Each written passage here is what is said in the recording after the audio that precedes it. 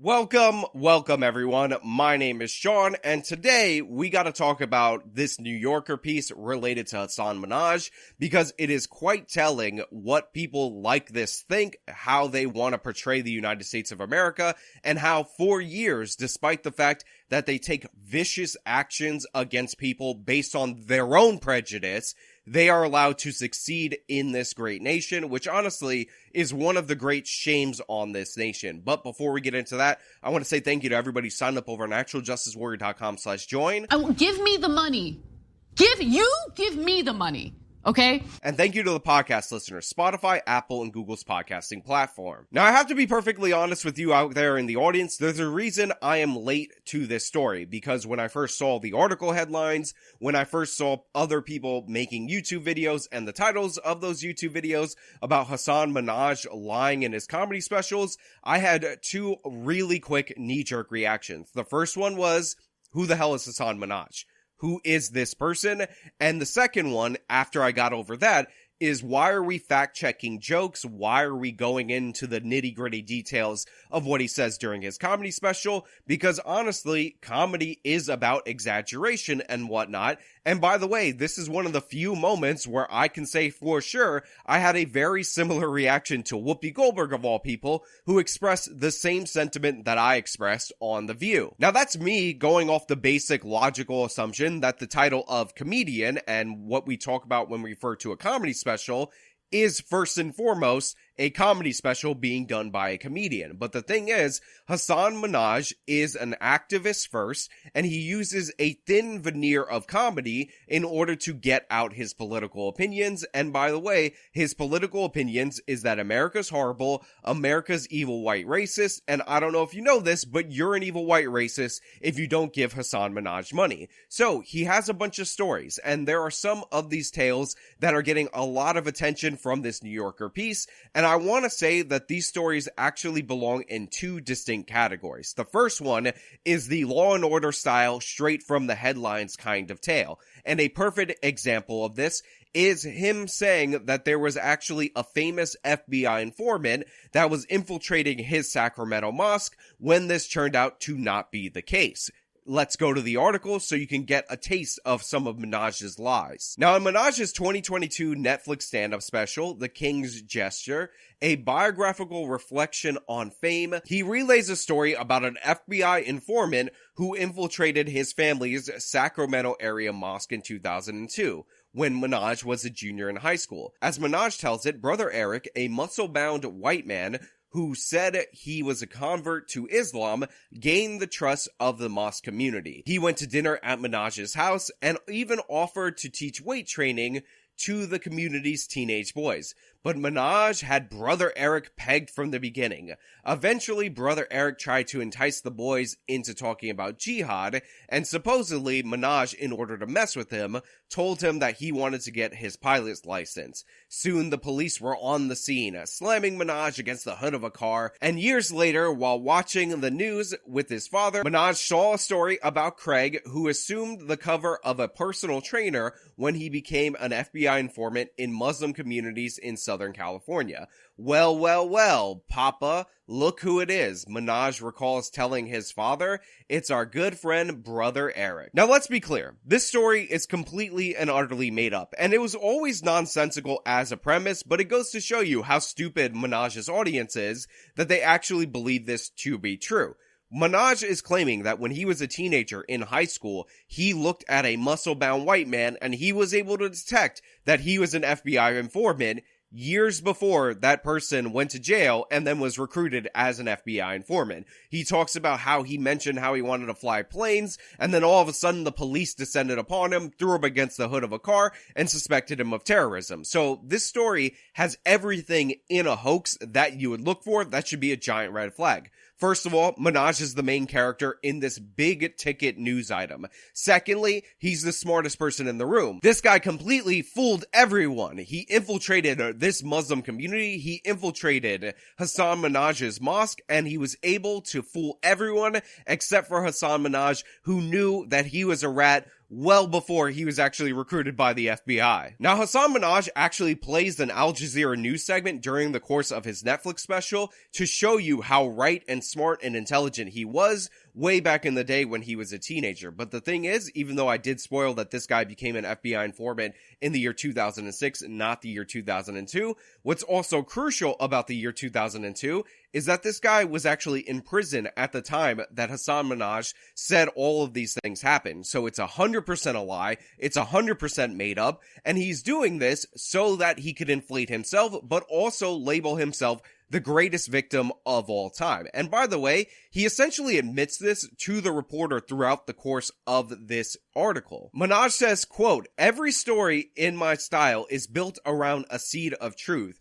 Quote, my comedy Arnold Palmer," what an absolute loser for talking like this, by the way, "is 70% emotional truth, aka this happened, and 30% hyperbole, exaggeration, and fiction." Now, by the way, that means it's 100% made up, because when he says 70% emotional truth, that means made up. When he says hyperbole, exaggeration, and fiction as the remaining 30%, that is also made up. Congratulations, Hasan Minhaj. Your Arnold Palmer is actually 100% made up lemonade. Now, Minhaj actually says that the core emotional truth in the incident that he's referencing is that he got a hard foul during a game of pickup basketball by some white converts to Islam that he thought were secretly feds. So from that, we got Hasan Minhaj being able to identify an informant that was in his community, even though he was in prison at the time, 4 years before he was an informant for the FBI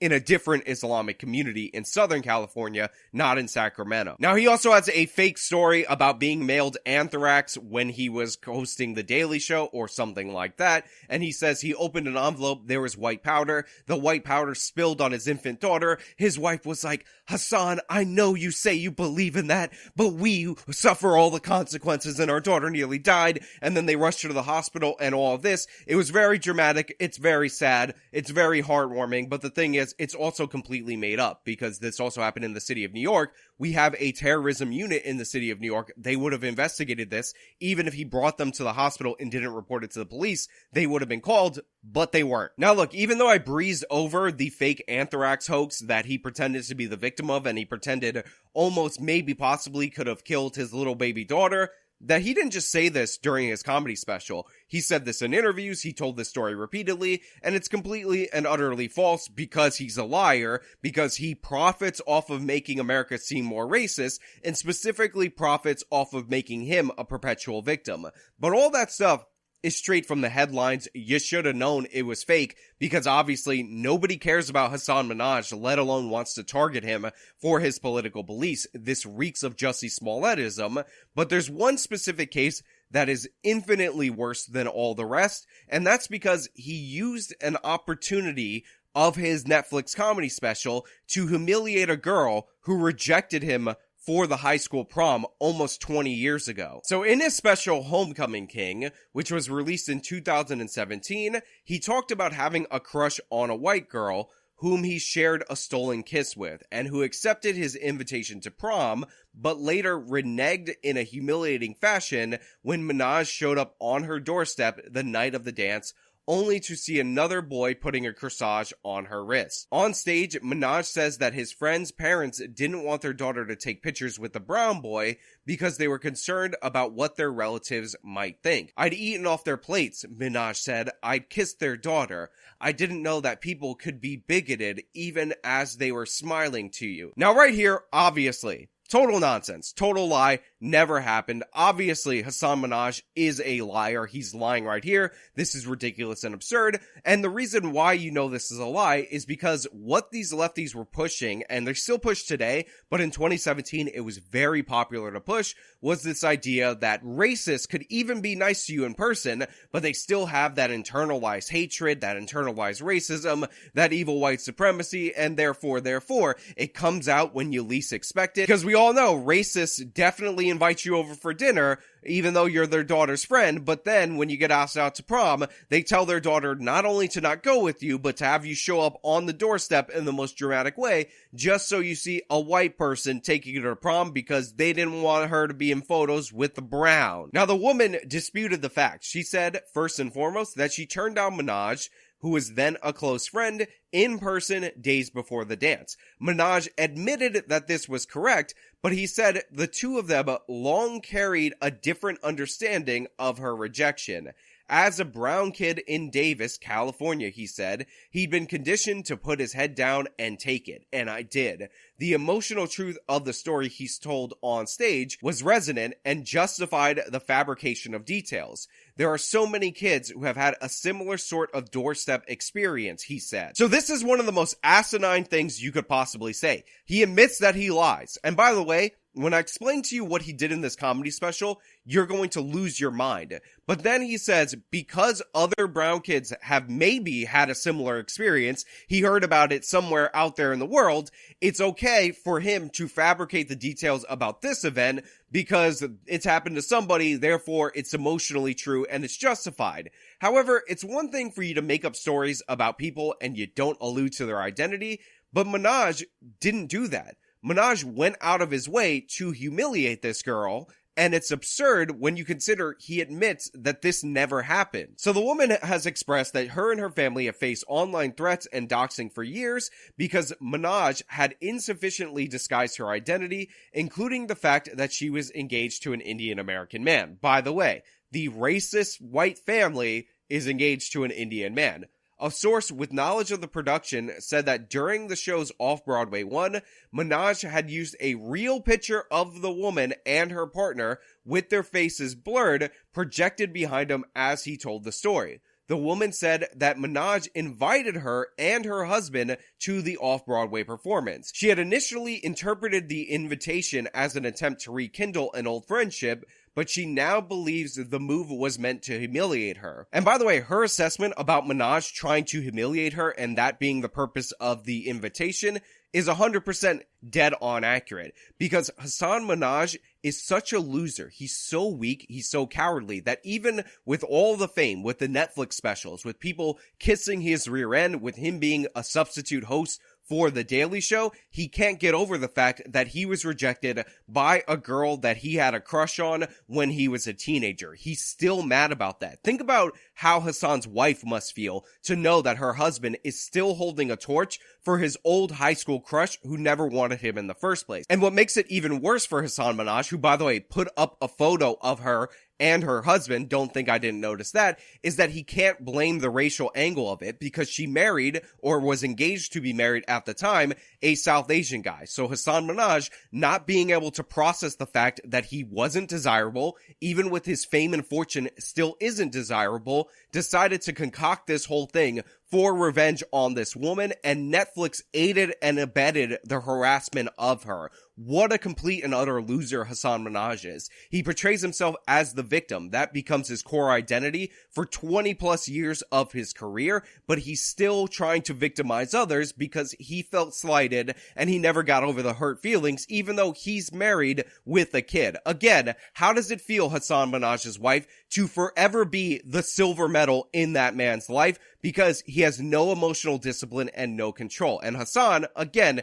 absolute cowardly, absolute loser, upset that even as he's a big shot comedian, this woman still doesn't care to give him the time of day. She said that she spent years trying to get the threads taken down, and Minhaj shrugged off her concerns. Minhaj said he didn't really recall the interaction and pointed to the fact that he told her that she should scrub her social media accounts and private them because he was about to attack her. And then Minhaj said, "Oh, my tone in the texts and emails was always friendly." Again, this guy is a passive-aggressive, weak, cowardly person, and no amount of success or money is going to make himself feel secure as a man, which is why, again, he's still going after and still bitter at a girl rejecting him from prom. He tried to make a racism angle, but then, of course, she ended up dating an Indian guy, so he can't even say, oh no, the family didn't like the Browns, even though he tried to get away with that. Also, one of the things I found funny about the self-importance of Hasan Minhaj is that that he said that he had this big face-off and big back and forth with the Saudi Arabian embassy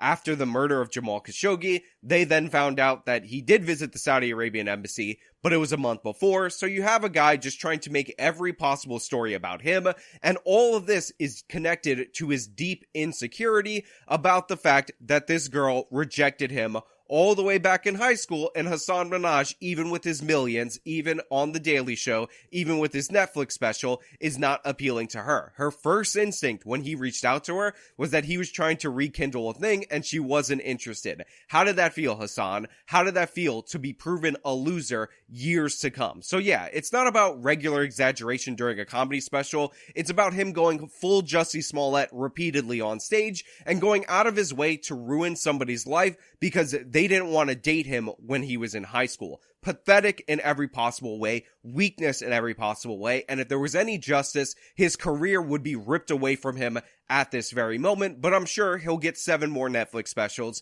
where he gets to cry victim over and over again. But hey, those are just my thoughts. Let me know your thoughts down in the comments below, but if you like this video, show me by leaving a like, subscribe for more content, follow me on all my social medias, support me via the support links in the description of this video. This has been me talking about Hasan Minhaj crying over being friend-zoned 20 years ago.